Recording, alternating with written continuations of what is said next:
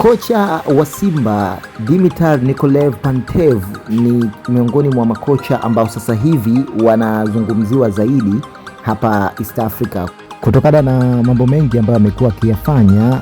Sun alivyofika klabuni hapo alianza kunyoosha na kukipiga msasa kikosi cha wekundu wa Msimbazi Simba ili ikiweze kufikia malengo makubwa ambayo klabu imekuwa ikijiwekea. Ikumbuke kwamba klabu hiyo ya wekundu wa Msimbazi Simba ni klabu ambayo uwekezaji wake sasa hivi ni hadhi na hali za juu kabisa. Kila mmoja anaona hili kwa ushahidi, hasa ukiangalia pesa ambazo zimetumika katika kuboresha vikosi, lakini pia namna ambavyo siku zinavyoenda viongozi wamekuwa wakibadili makocha. Yote haya ni kwa ajili ya kuweka sawa timu ya Simba iendelee kufanya vizuri, wafikie viwango vya hali ya juu.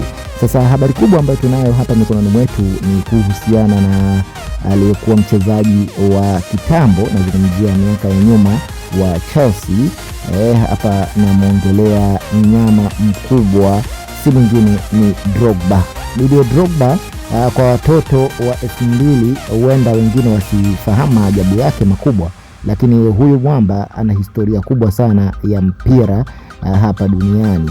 Drogba amezungumzia jinsi ambavyo amefurahishwa na baadhi ya timu za Kiafrika zinavyofanya vizuri. Akatoa mfano wa kocha Dimitar wa Simba ambaye hivi sasa anaonekana kuja na tekniki mpya. Kuja kwake kumefanya timu iweze kufuzu michuano ya CAF kuelekea mbali zaidi, na hili ni jambo ambalo wadau na watu wengi sana wamekuwa wakipongeza na wakiendelea kutazama ni sayansi ipi mpya na tekniki za kisoka ambazo amezileta na ataifanya Simba ipate kusogea mbali zaidi, na inapowezekana Simba iweze kufika kwenye rekodi ambazo hazikuwahi kuwekwa siku za huko nyuma, kwa sababu hayo ndio malengo ambayo kila timu inapokuwa ikifanya vyema inahitaji ifanye vyema zaidi.